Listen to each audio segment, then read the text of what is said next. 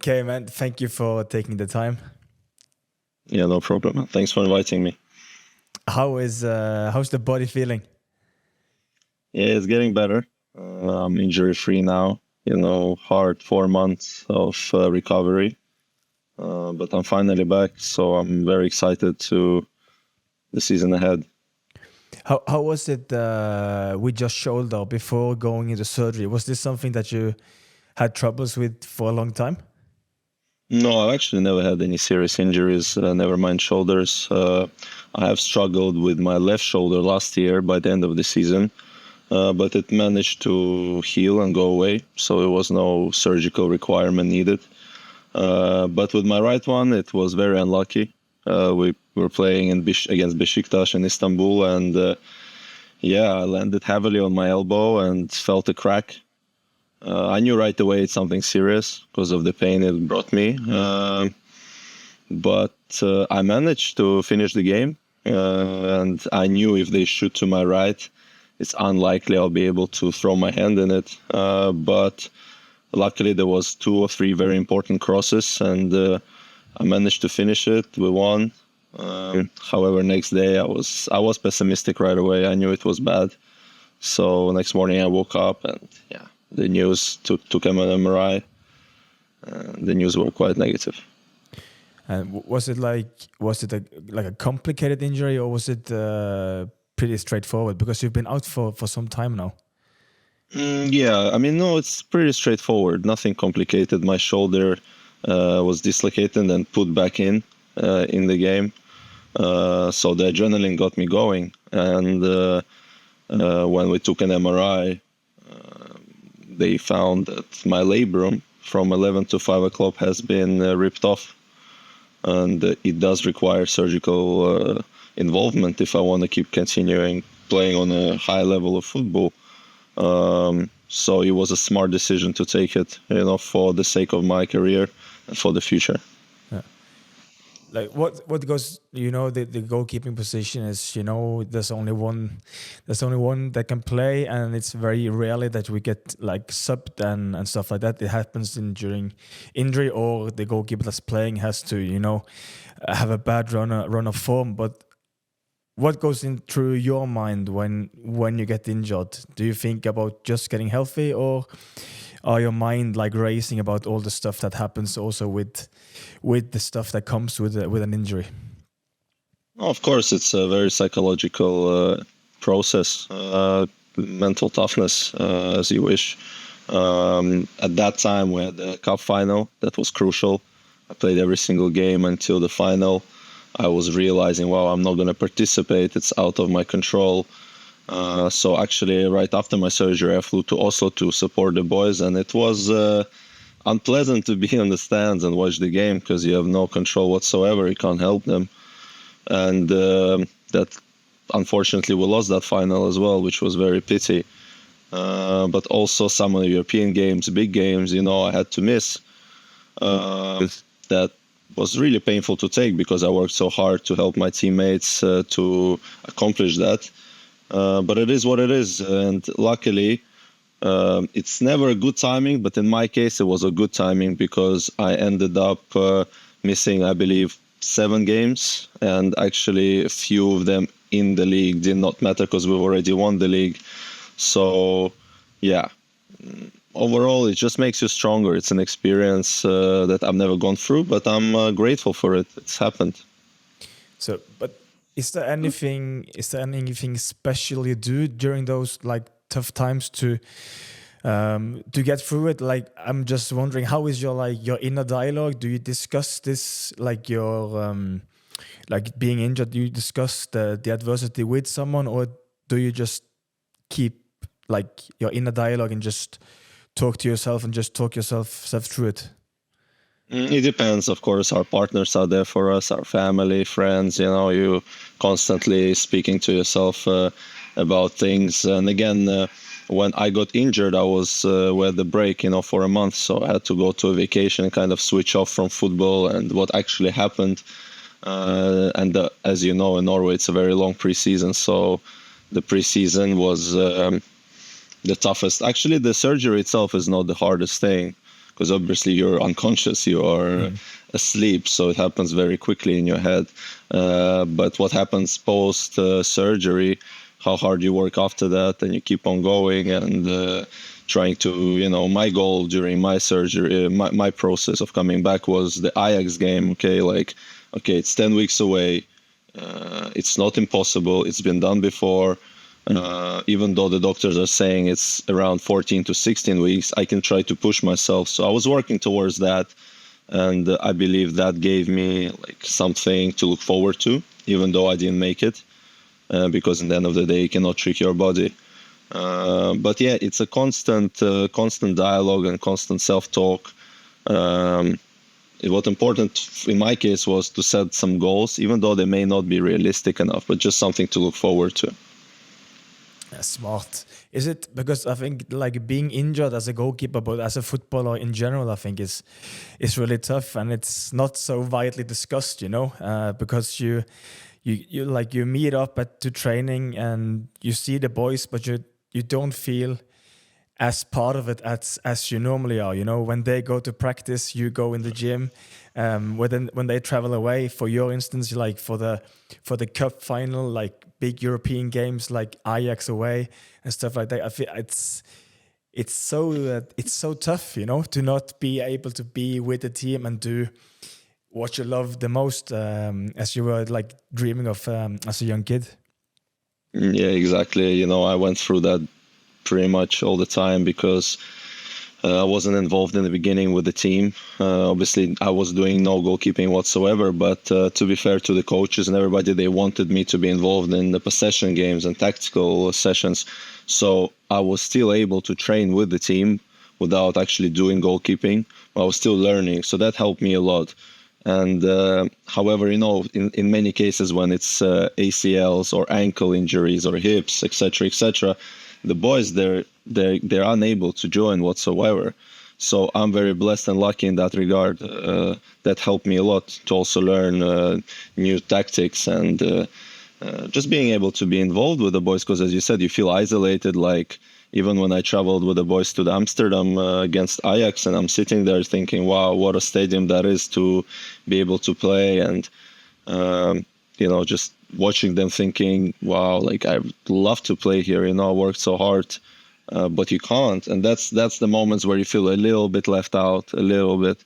But again, you really need to remind yourself what you're working towards, and what's the bigger goal. Because in my case, it's not about 1 or 2 games.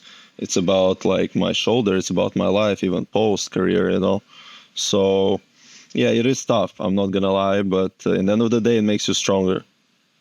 But how do you, as a goalkeeper and as a very competitive athlete, what's your feeling when the club you're playing for is bringing in, another competitor, another goalkeeper, and at the same time, you're injured, like the club bringing in Kjetil Hauge on loan now for the moment. I was in the same situation. Yes. Kjetil, he just comes and injured there, and then he comes, and come and takes your position. So when I meet him, I will take Kjetil. But how do you? Because I feel like it's, especially when you're injured, it can be a bit, it's a bit uncomfortable because your position is a bit like, it's a bit tested, and you're not out there competing on a day-to-day basis to defend it. So I just want to know how is your mind coping with that stuff of football?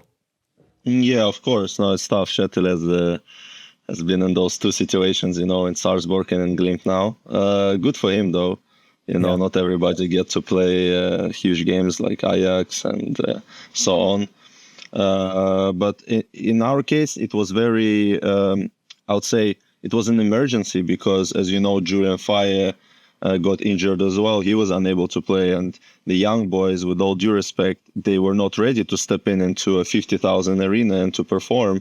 I think it's just way too early. So it was smart by Bodø Glimt bringing Kjetil in.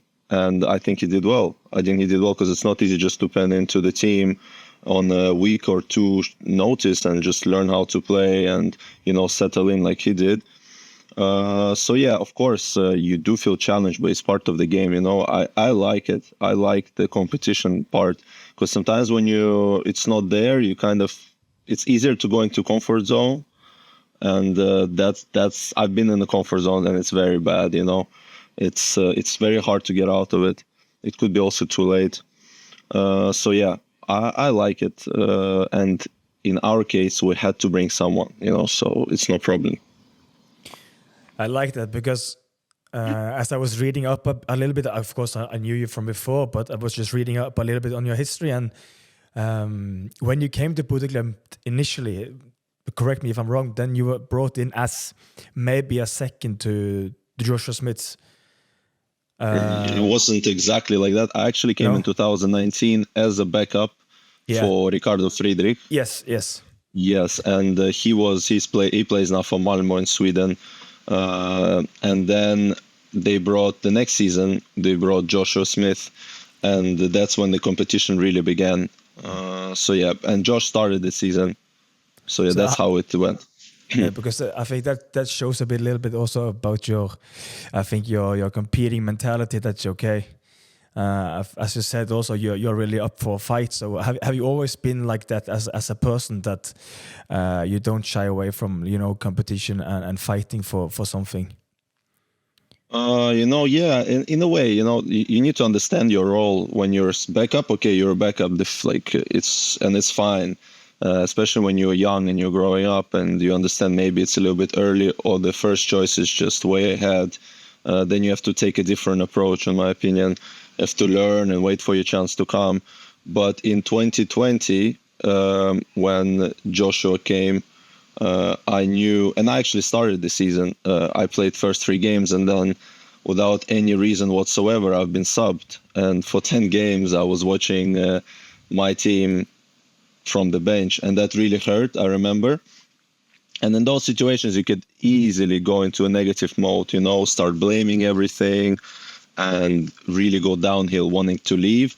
But I was very aware that there is still a chance of me getting my place back, and I deserve to play. I really did at that time.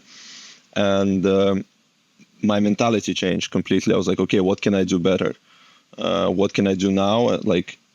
To improve myself and to show them to the coaches, and knowing Kjetil that I need to gain his trust. If he's going to play me, I need to gain his trust. And I knew at that point somehow that my chance will come throughout the season, but I just have to grab it. So after 10 games, I think Josh got injured. I stepped in against, I believe it was Sandefjord away. Tough game. We managed to win 2-1. I played very good. And ever since, I don't know, it's just they never changed me. It just kept on going. And it was that time actually, as much as it was hard to accept that, wow, I've been not lawfully, but it was not unfairly to be on the bench. It made me so much stronger. It's probably one of the strongest moments where I showed my mental toughness. So yeah, I'm very happy how I reacted, because I could have reacted differently. I could have been in a very negative mode. Oh, screw the coaches, screw everyone. I want to leave. Let me go on loan. I want to play, but that wasn't the case. I like that because it's so easy to blame coaches, the club, and maybe other goalkeepers coming in or whatever for you not being able to play, but then to switch that around and use it as fuel and use that energy and motivation to practice well and just really prepare yourself for when you get the chance, then you just go in and perform and just earn your spot. And I don't think that's ever come something good from knocking on the coach's door and just complaining why I'm not playing. I think very often it goes the other way around. Then okay, I will not play this guy because he's just always fucking complaining, and then I think the way to put you in is just becoming way longer. So, but then definitely, yeah. But then after after you take the spot, and then this journey with Bodø Glimt, just talk us a little bit through it, how it's been, and I think you are also really really close to the club and to the supporters, and yeah, Norway, everyone wants to learn from Bodø Glimt. So what's the secret? I don't know. It's honestly, ever since 2019, it's just been a hell of a ride. I've just been enjoying so much ups and downs, and there were a few downs, and you have to embrace it all.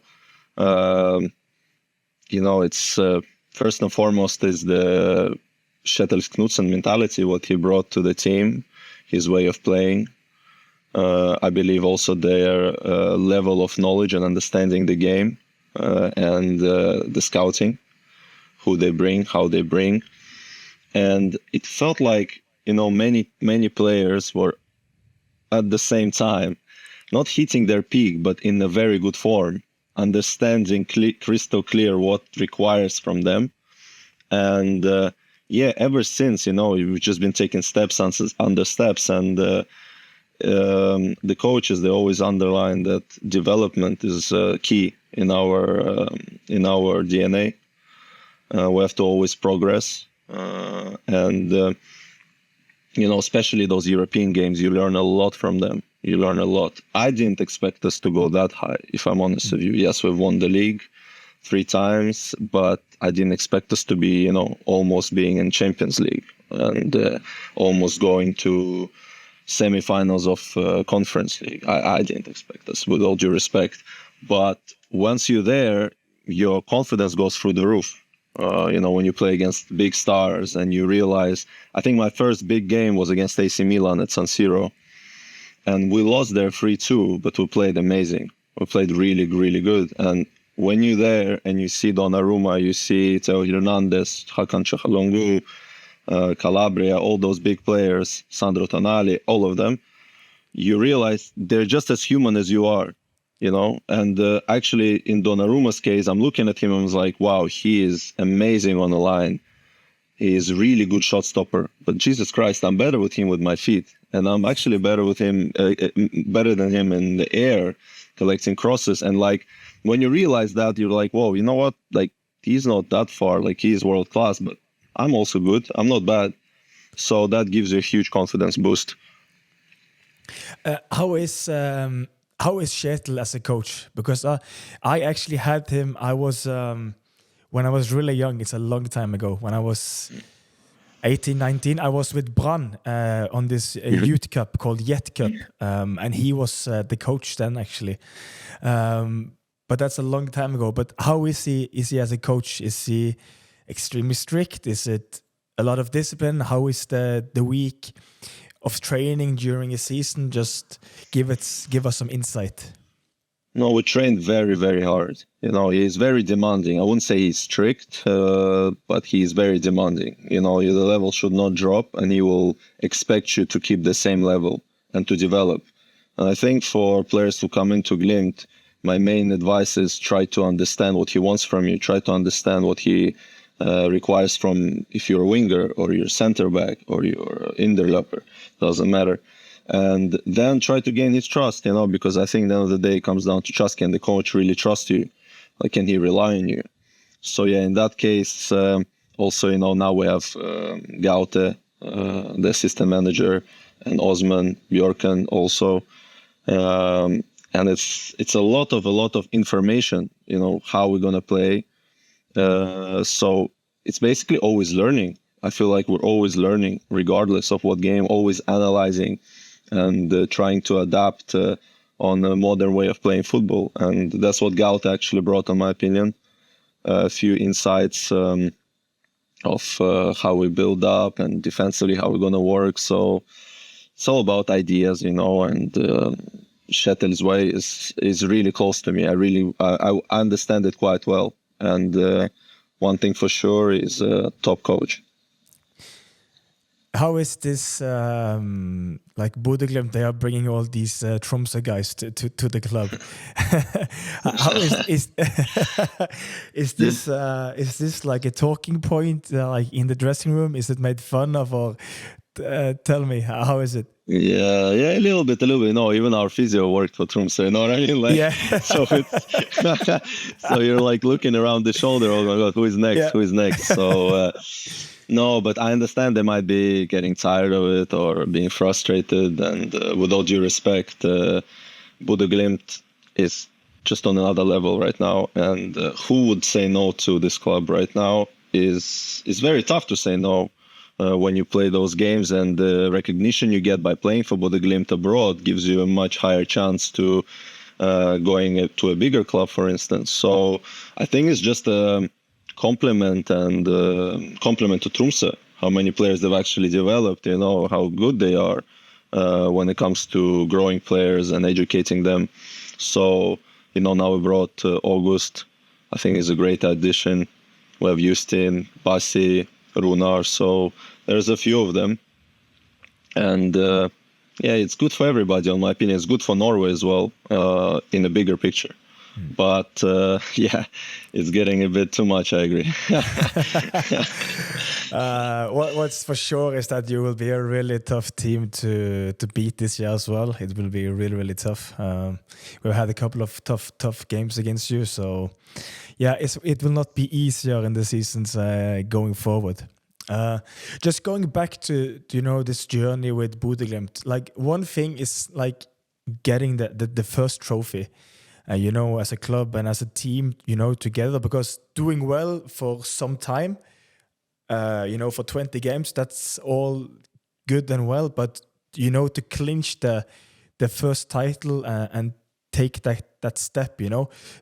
Talk to me a little bit about, you know, the pressure when it gets closer and closer and closer, and how you as a goalkeeper is, what goes through your head in those moments. You know, the first championship we won, for me, it's the most special one. It's always like this because you never felt like that. You've never won it. And in 2020, I remember it was a tough season for myself because, as you mentioned, I was fighting for my spot with Joshua. And once I clinched and sealed the number one spot, I was still not sure if I'm going to play, like, because it felt like, okay, but if I make a mistake, maybe Shettel's mindset would change, he'll put Josh. So at that point, maybe it was not healthy, but I was constantly thinking, wow, I just hope I play this game to my best ability and don't make a huge mistake. And that kept me going, but it's not a long-term solution for sure. Because it just brings your focus towards just one thing, which is not cool. You know, it's not smart. But that season was stressful in that regard because I was my first time playing as a number one, and every game I remember I had to give my best. I had to like either keep a clean sheet or do my absolute best and make a few saves. So yeah, that was my mindset during 2020. But as we're coming closer and closer, I think it was a game against Godset, and that game we could have clinched it, you know, could have sealed the championship. I remember, you know, it was just like, wow, okay. Like for me at that point, I remember I was being very present. It's today, you know, I'm thinking I wasn't, because we had other like 3-4 games more to secure it or more, but I was like, no, today, you know, it's today. What matters, doesn't matter what's in front of me, it's today. So being, remember, very present, and that mindset and that thoughts about making a mistake or, you know, keeping a clean sheet, they were all gone at that day, I remember. And we ended up winning 2-1. And they named me man of the match, surprisingly. I didn't even after the game. And ever since, I kind of changed my mentality in a way that I should be focusing on different things. It's not about mistakes or not committing them. You will commit them regardless. It's not about keeping a clean sheet. It's just about doing 100% situation after situation, you know, and being present, because that's all you can do, you know, because once you start thinking about external factors that you cannot control, you automatically drain yourself. So that was a very big lesson for me in 2020. How important do you think, and how is your relationship with the goalkeeper coach Jonas? How important do you think like a goalkeeper coach is? You know, for a goalkeeper, both as a coach, like on on the pitch, but also maybe someone that can maybe guide you a bit, like on the mental side as well, to have someone to bounce like thoughts off and stuff like that. How have you been using Jonas through this time? Yeah, me and Jonas will always talk, whether it's about training or adding something new in our training process. And we're always discussing games, post games. You know how it is. It's goalkeeping brotherhood. It's different to any other position in the team. So one thing for sure that we always talk, communicate. It's important. After every game, we analyze. Jonas has his way of seeing the goalkeepers, and I almost align with everything. But there are some spots where we do disagree, and that's where discussion comes in, and or a debate, as you call it, and that's great, because in the end of the day, you're one team, and you need to discuss what we can improve or not. That comes down also to training. We changed a lot of our training mentality. Me and Jonas, but it is crucial. It's crucial to talk to someone and to a person, because you need to remind yourself he's there to teach you. You're there to learn, to improve, and it's nothing personal when it comes down to. Well, it can come down to harsh. It's there for you, for your personal growth. And me and Jonas, we've been working for 5 years now, so we also developed a personal relationship, so that becomes easier. So for us, it's also not more about me, but about the younger generation who is stepping up and training with us. How they who are they going to become? Like we've got Magnus and Isak, young upcoming goalkeepers. They're quite good. They're learning a lot, and I can see more and more like Jonas's approach, because in many cases, like in your case, my case, we're not in that age. We're not young anymore, unfortunately, to change things. And for us to be able to change is a long way. It's probably the hardest. But for them, when teenage years, it's they're quite flexible to adapt. So I believe the biggest impact as a coach Jonas can make now is basically with youngsters. With me, it's more like we discuss the game, what I did good, what I did wrong, what I could do better, and that's pretty much it. And then we always try to emphasize other factors. That's all we can do. What is your view on the goalkeeper coach position? Do you think it's a huge advantage that he has played the game before, played the position, or do you think a goalkeeper, they also can be really good goalkeeper coaches without having played on a high level? I've never actually met a goalkeeping coach who's never played as a goalkeeper, to be fair to you. But why not? I don't see why not, because we know there are cases like Mourinho, for instance. He's never played the game. He's still one of the greatest coaches. But I don't see why not. If your level of knowledge and understanding of goalkeeping is high, then why not? Also, why you're doing current exercises, they need to understand it. And I think it's not about actually exercises or the training process, it's what do you understand what the goalkeeper is thinking in certain situations. That's if you master that, then you're a hell of a psychologist as well. Then a goalkeeper would trust you and you would know better to approach him. I could not agree more. I think understanding what the goalkeeper is thinking in different scenarios in a game is really, really important, because you can maybe not have played the position, but if you understand that, it's crucial, because the worst thing is if you have a goalkeeper coach who's not played, and on the drawing board stuff look easy and it looks simple, but in a game it's so many moving parts. It's your players, it's the opposite players in front of you. There's the ball, there's wind, there's sun, there's so much stuff going on. So I think that's really, really important. But also in terms of mentality, when winning the league, but then when you play Rome, when you play Arsenal away, when you play Besiktas, do you then also you have the same mentality as you spoke about? Because I think it can be easy to to get a bit carried away, like emotionally, and maybe with nerves, and have higher stress playing on the biggest stage in football. Yeah. Do you have the same mentality going in there? Look, well, the first and foremost, the pressure is much higher. When you go to play at Stadio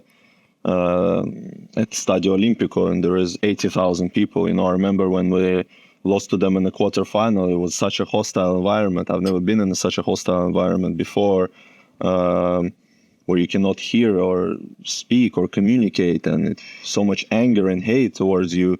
It's like almost distracting in a way. That's when the first time I felt like, okay, the fans are the 12th player really, because they've really changed our game. Of course, it's going to be different than any eliteserien game, with all due respect, because first and foremost, the level of quality goes higher. Much more, many more fans come to watch you. It's a different country, different culture. You've never been there before. New stadium. As you know, we play on artificial. Now we play on the grass. So all those factors, whether you like it or not, they do affect you.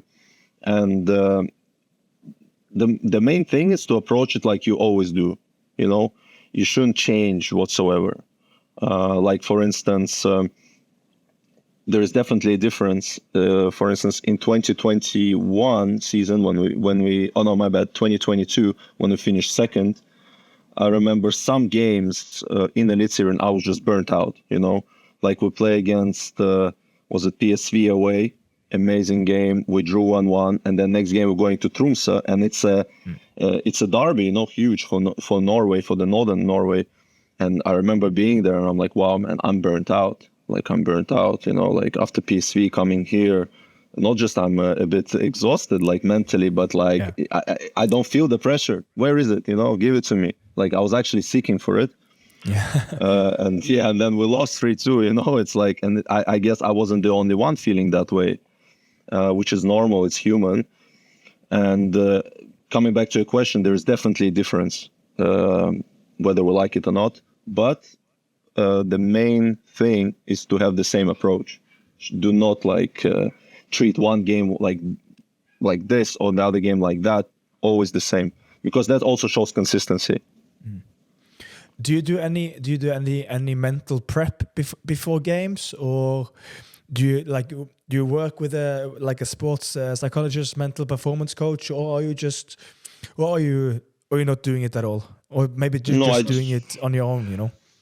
I do meditate. I like to be left alone and meditate, before games, just to, kind of come to present moment. That's all. Occasionally I would speak to a sports psychologist when it's necessary.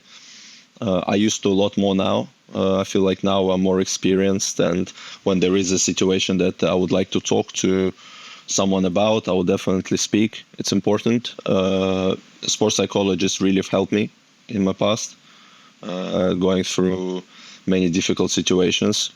But at this stage, especially with the injury, I spoke, and not so much, but it was important for me to talk and to set goals and to, kind of let my soul out a bit. And it helps, but I wouldn't say I do it on a regular basis. However, meditation I do, yeah. I think it's crucial, especially being a goalkeeper, It's such a hostile environment, you're lost on the pitch, and it's important. We also have mental performance coach here in Salzburg, which I also use occasionally. Sometimes I probably should have used it a bit before coming to her, because then it's just been boiling up, and then you're hammering everything. But using it on a regular basis, and using meditation, I use as well. I think for the younger audience listening, I think it's the future of football, sports, and goalkeeping in general. I think it's really important to take care of your mental health, and because the younger generation growing up now as well, with all the social media stuff from when they are really, really young, I think they can lose the joy earlier than maybe at least I did as a goalkeeper.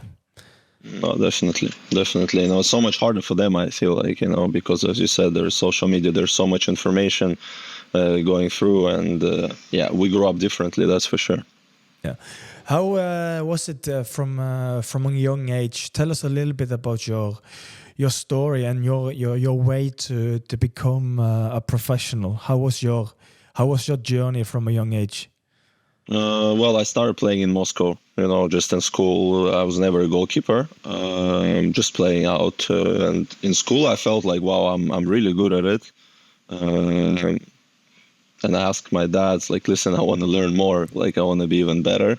Can you take me to like a school, like football school or a club? I said, okay, sure. And he took me to a football school, Torpedo Moscow. It's a famous football club in the past, still exists in Russia. And I went there and I realized, well, you know what? I'm not one of the best here anymore, because like the other kids, they're also training, and I realized, wow, like Jesus, felt kind of out of place in a way. And I remember we were just shooting against. We're training inside indoor hall, very small. It was cold outside, and we keep shooting the ball against an empty goal. No one was in the goal, and it was so boring, because just shooting, and it was like, no, nobody's there. So easy. So I was like, let me go in and try it. And without any gloves, I tried it, and I was like, you know what? Wow, like this is cool, because like all of a sudden people like are praising you and like, I don't know, like giving you respect. Like, wow, like we actually have a goalkeeper now. And ever since, I don't know, that feeling that I had that of catching the ball and making that save, and just having that battle with an outfield player, was just, I don't know, I just fell in love with it. I kept playing outfield in school. I just kept combining it on and off, because I did love playing as a striker as well, or whatever they'll put me. I really like that. But yeah, I remember that feeling also, when my mom bought me my first gloves, and you're like, wow, these are actually football gloves, and all those feelings, they're so memorable, they get stuck in your head. And ever since, I just kept pursuing my dream. I really wanted to become a professional. Like, I really wanted to. Always dreamt of playing in the big stadiums, and like all of us, I think. But I never thought I would make myself established in Norway. Because, I kept pursuing my dream. We immigrated to England. A few things didn't work out there because of my passport situation. I realized, okay, I need to go somewhere where it shouldn't be an issue. I went to Portugal. Should have stayed there, didn't stay. I went back to Russia, then to Israel, then to, I was just kept traveling, just trying to fulfill my dream pretty much. Because, and actually before Bodø Glimt, I had many trials during that year, to a point where everybody rejected me, even in a club from UEFA League. And, it was tough, like really tough. And it got to a point where I was hating football in a way, and I was like, you know what, like if nobody wants me, I might as well just hang up, my boots and just retire, because also you're unemployed for a year. And Bodø Glimt came last second, like explaining to me that they need a backup keeper and inviting me for trial. I actually wasn't going to go because like I was so sick and tired of it, and I had 5 trials, I think, that I got rejected. And I was like, I'm going to the north and I'm going to be rejected again. What's the point? And my parents convinced me, like, just go for it, like, why not? You've been all over the place. Why not give it last chance? Came here thinking, what the hell is here? Like nothing is here, northern Norway, like the weather was so bad as well. And I'm thinking to myself, what am I doing here? And, I had that mentality, I remember, where I didn't care so much. I was like, whatever happens, happens. I'll give my best. But, I had no expectations. And it worked, it actually worked. We played a game against Valerenga, friendly game. I didn't expect to play, but they put me for 45.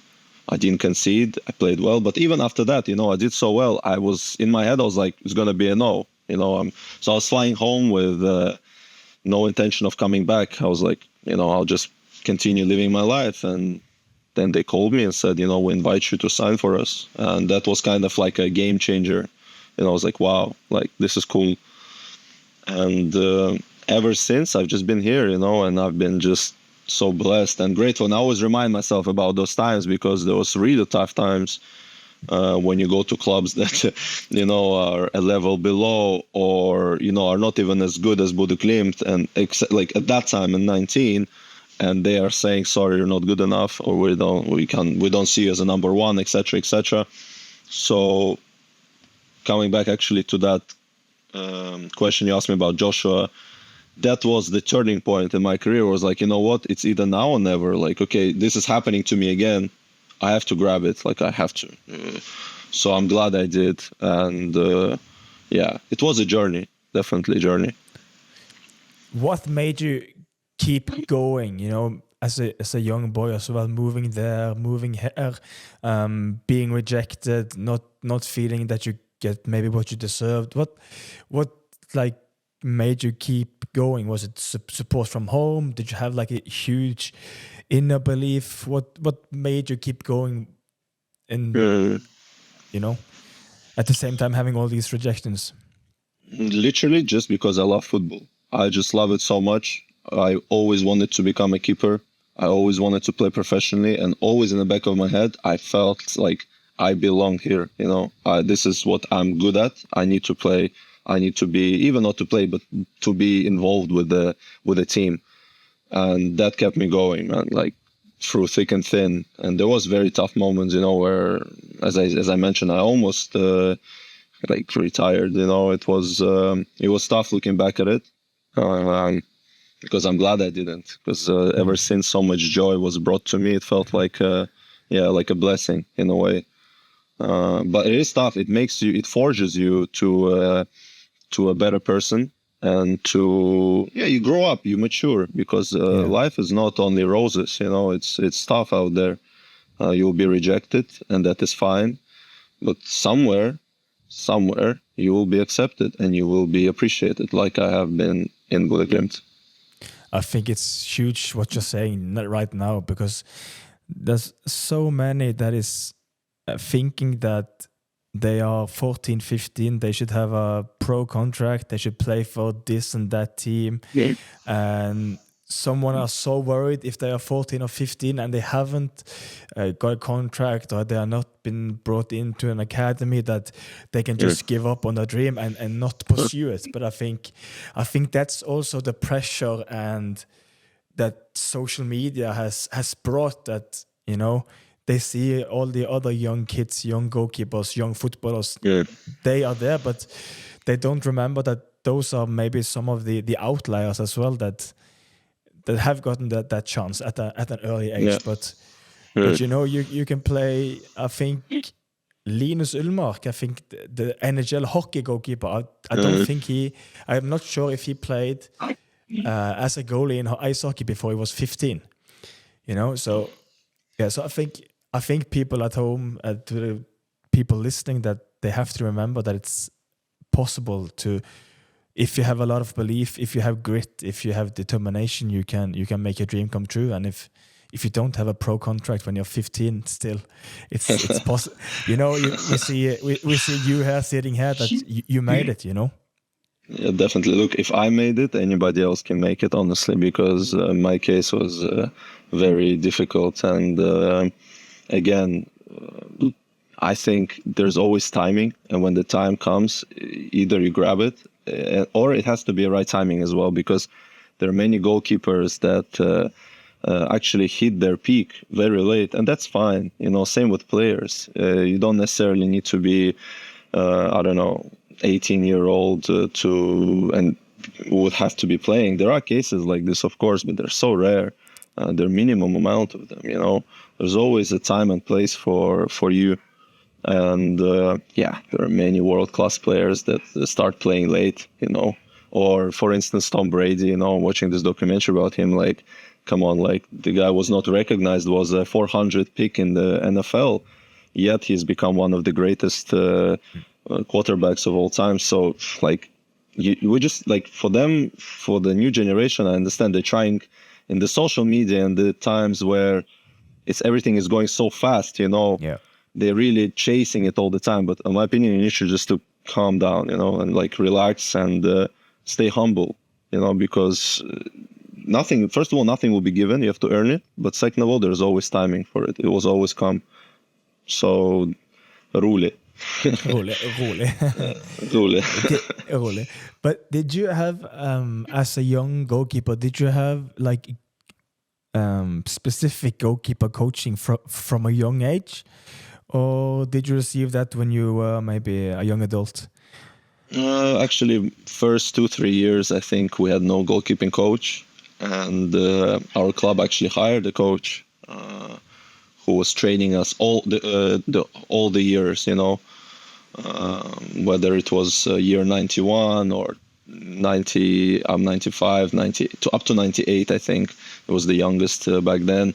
So all of us would train together almost, and it was great because somebody actually taught me certain aspects of technique. I think it's crucial when you're growing up. The technical part is, for me, is crucial.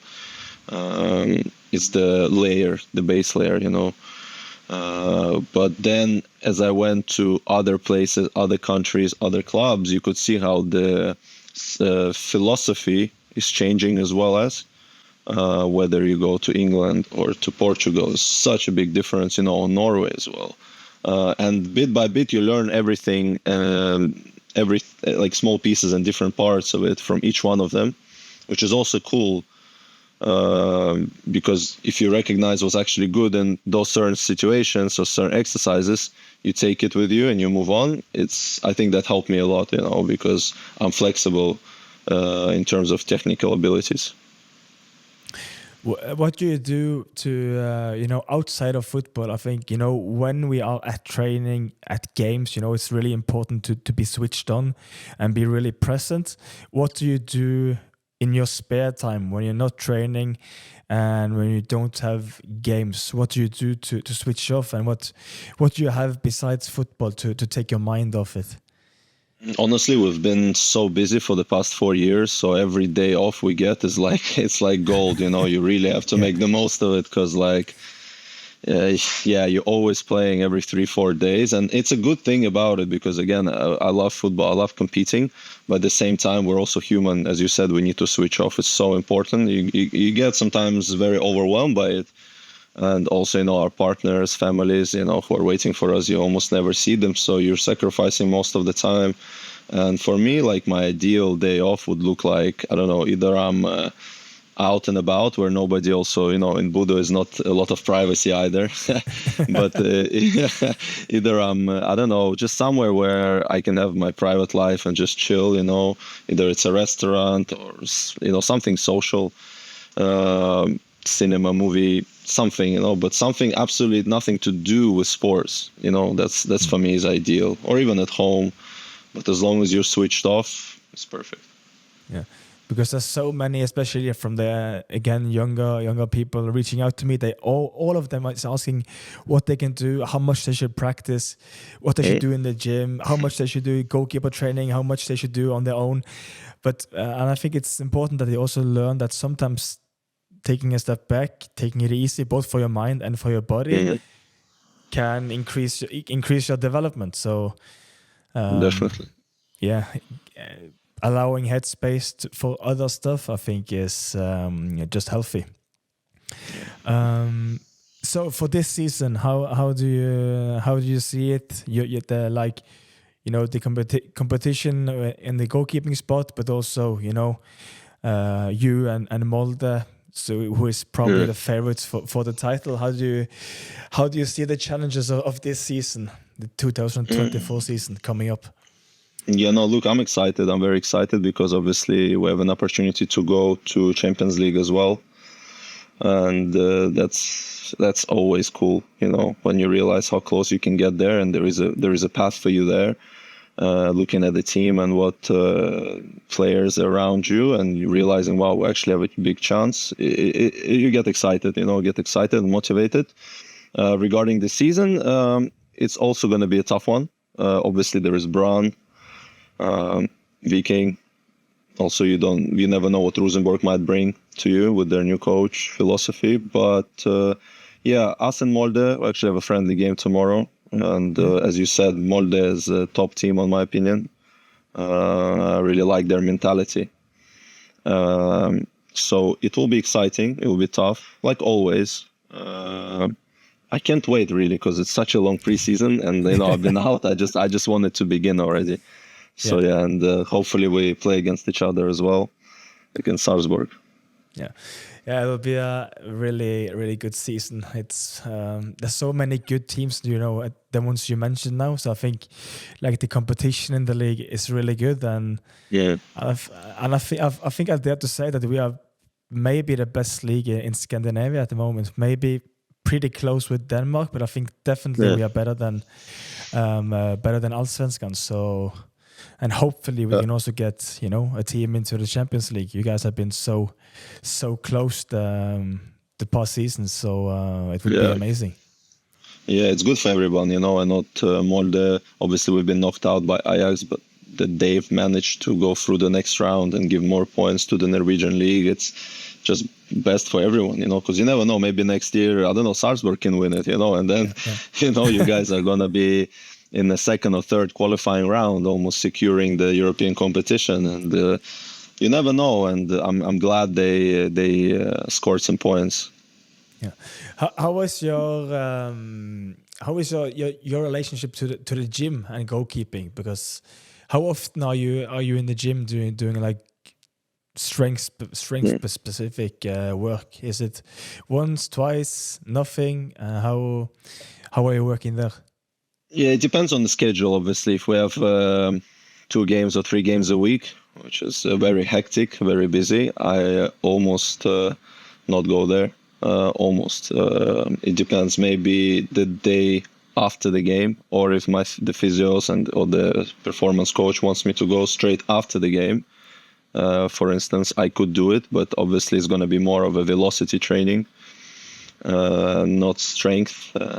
So... yeah, but if it's a normal weekly cycle, I'll be there for at least 3 times. Core, lower strength, upper strength. And now with my shoulder, obviously, I have to do even more, prep and learned a lot actually about it. So yeah, strength is important.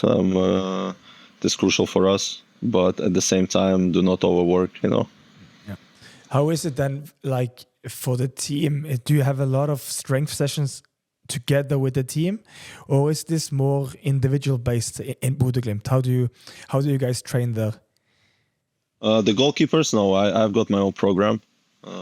Also, when it comes to my shoulder, when it comes to my lowers and my upper strength, I have my own, because obviously we are different. Our cardio, our strengths, our plyometrics are so different. So therefore, it requires a different program. And actually, when I realized how different we are, is that they asked me to play as a striker in preseason now, because they had no players. Yeah, and I was like, okay, let me give it a go. And I was dead. I was so tired after 2-3 minutes, because their cardio and our cardio are so different. Because ours comes very close to like CrossFit type of training. You fall down, you get up, you jump, you fall down, get up, jump, slide, punch. Where for a striker or outfielder, you just keep on running, running.